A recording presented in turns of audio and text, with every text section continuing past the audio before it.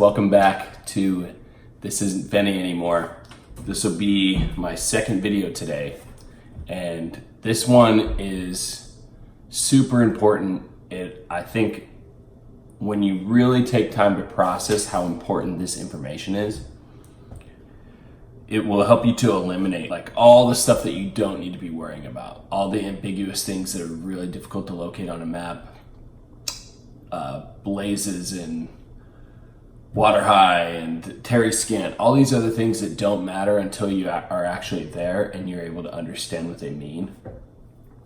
So I want to talk real quick today about how you only need 3 clues to find the treasure. That all the other clues are cute and nice and will help you get a little bit closer, but if you could successfully solve, you knew with absolute certainty you had the first 3 clues right, you would not need the rest of the poem, and no matter how long it took, you would eventually find it. If you had a week, you would absolutely find it.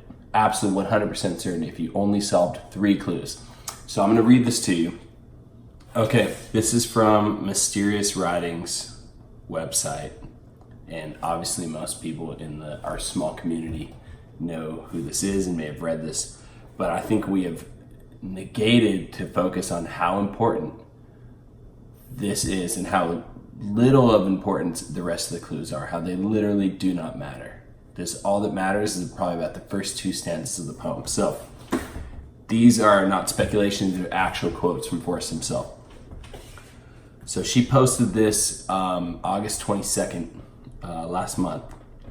So this is one of the first, is it the first one, where Forrest mentions searchers having solved the first 2 clues was in September 2012. Several months ago, some folks correctly mentioned the first 2 clues to me in an email, and then they went right past the other 7, not knowing they had been so close. Alas, and Dame Fortune, so often a fickle and seductive wench, never spun her wheel to lure them back. The question is, were they 200, 500, or more feet away? I think the first public mention of being specifically 500 feet away was in 2013, but in an email on October 10th, 2012, this was shared. Some few have stopped within several hundred feet of the correct location, then passed it by. So I think it's safe to say those first searchers in 2012 were around the 500-foot mark and had solved the first 2 clues. It is clear Forrest understood the use of several. This is from a different interview. Now I will test you, wordsmith. Write down the full definition of the word several, then Google it and learn that many of us don't fully understand some of the words we use every day. So it seems that when the thought about searchers possibly solving 4 clues but not certain, the 200-foot remark might have started getting tossed around. In November 2015, Forrest seemed to connect the 2, the 200 feet with 4 clues.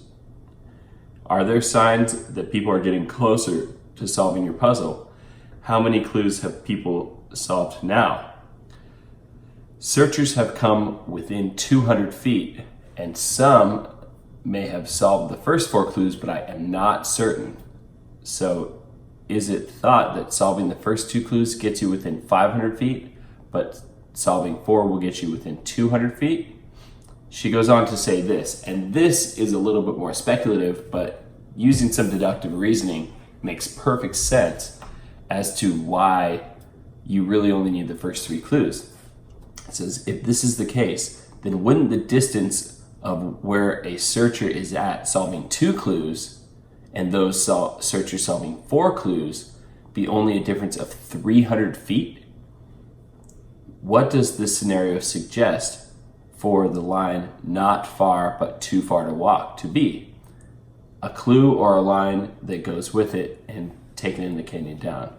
300 feet does not seem too far to walk, and so this suggests Forrest might not be counting too far to walk as one of the clues, but as an instruction that goes with where warm waters halt and canyon down. The 3rd clue would be put in below the home of ground. She says just an opinion. However, she's absolutely right, because if at 2 clues, if he knew for sure that people had solved the first 2 clues and been 500 feet away, people actually searching, right? And then people searching and getting 200 feet away, and he speculated and they had 4 clues solved. That means that between the second and the 4th clue, you only get 300 feet further, 300 feet closer to the treasure. So if you can solve 2 clues, you're at 500 feet. But that's only assuming you put in at the home of Brown. If put in at the home of Brown is the 3rd clue, too far to walk cannot be the 3rd clue.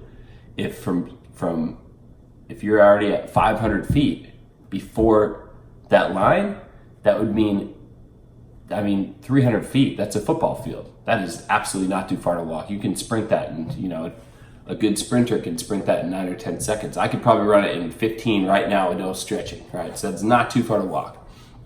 So knowing that, if you can get from 500 feet, and you have to know that, where you're stopping. And to me, and to most people, put in below the home of Brown would suggest not driving anymore. Wherever you're coming from or going to, that's kind of like where you need to be on the ground. He says himself that if you're walking a long distance, then you're not in the right place, or you're not on the right track. If you're walking a long distance to get to the treasure, it's more this, you solve it before you get there.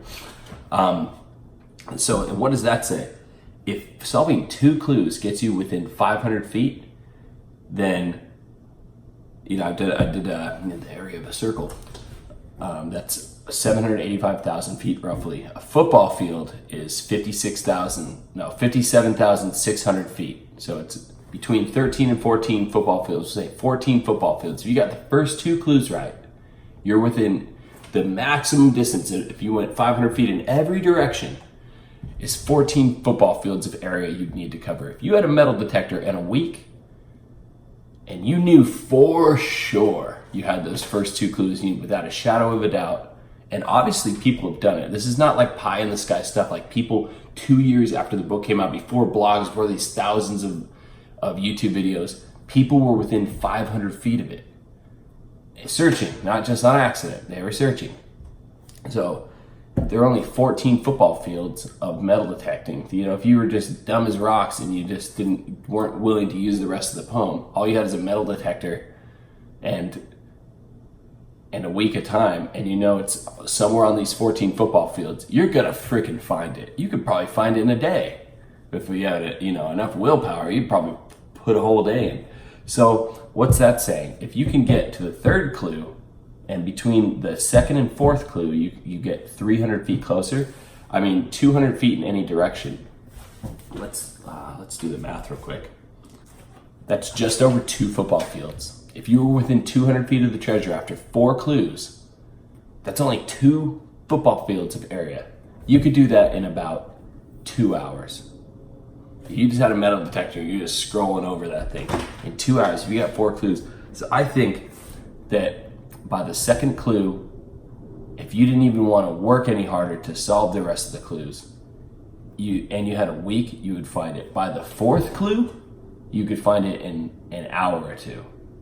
So what's that say? If you get to 3 clues, if you can solve the first 3 clues, and to me, that would suggest the 3rd clue be put in below the home of Brown. If you know where that is, if you can solve that 3rd clue and cut that down from 500 feet, you've got those first 2 clues down, and you can finally figure out where to put in below the home of Brown.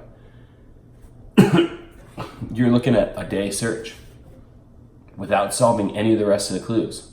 If you know where to put in below the home of Brown, all you need is a day.